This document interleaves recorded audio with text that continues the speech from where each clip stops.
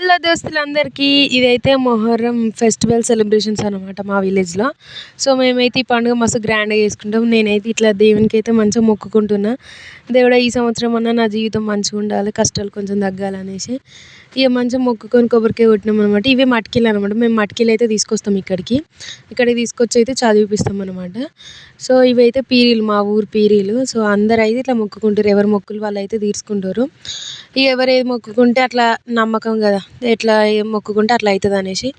So ఇక ఇదైతే పీర్ల కాడికి వెళ్ళి వచ్చినాక మా డిన్నర్ అనమాట. బగారన్నం, నెక్స్ట్ అదే బగారా రైస్, పెసరపప్పు.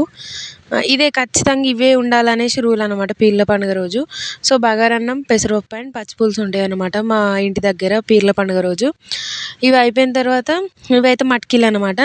మట్కీలు అయితే ఇందులో బెల్లము నీళ్ళల్లో కొబ్బరి పొడి కలుపుతాం, అది షర్బత్ అనమాట. అదైతే తాగుతాం అందరం.